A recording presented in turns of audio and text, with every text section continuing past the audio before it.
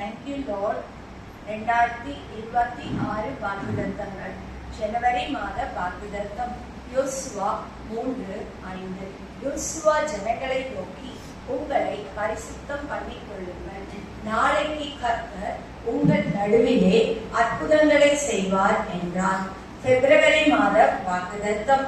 ஏசாயா 38:5.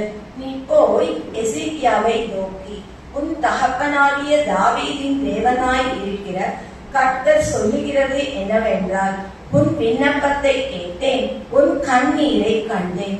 இதோ உன் நாட்களோடே 15 வருஷம் கூட்டுவேன். மார்ச் மாத வாக்குத்தத்தம். லூக்கா 19:9. இயேசு அவனை நோக்கி, இன்றைக்கு இந்த வீட்டுக்கு ரட்சிப்பு வந்தது, இவனும் ஆபிரகாமுக்கு குமாரனாய் இருக்கிறானே. ஏப்ரல் மாத வாக்குத்தத்தம். 147 சங்கீதம்.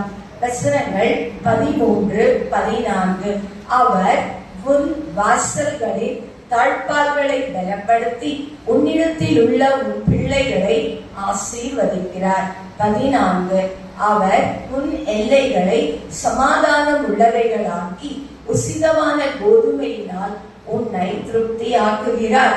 மே மாத வாக்குத்தத்தம். மல்கியா 3:10. என் ஆலயத்தில் ஆகாரம் உண்டாயிருக்கும்படி தசம பாகங்களை எல்லாம் பண்டசாலையிலே கொண்டு வாருங்கள். அப்பொழுது நான் வானத்தின் பலகடிகளை திறந்து இடம் கொள்ளாமற் போகுமட்டும் உங்கள் மேல் ஆசீர்வாதத்தை வருஷிக்க மாட்டேனோ என்று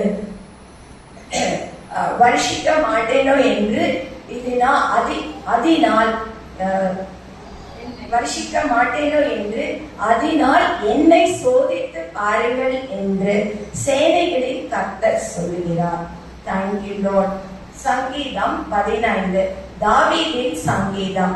வசனங்கள் 1-5 வரை. 1.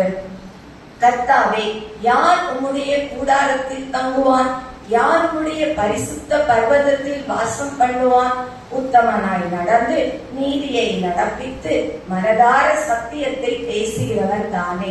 அவன் தன் நாவினால் புறன் கூறாமலும் தன் தோழனுக்கு தீங்கு செய்யாமலும் தன் அயலான் மேல் சொல்லப்படும் நிந்தையான பேச்சை எடுக்காமலும் இருக்கிறான். ஆகாதவன் அவன் பார்வைக்கு தீர்ப்பானவன். கர்த்தருக்கு பயந்தவர்களையோ கனம் பண்ணுகிறான். ஆணையிட்டதில் தனக்கு நஷ்டம் வந்தாலும் தவறாதிருக்கிறான்.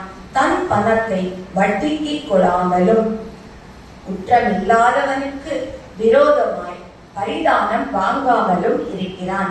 இப்படி செய்கிறவன் என்றென்றைக்கும் அசைக்கப்படுவதில்லை. Thank you Lord. I love you Jesus.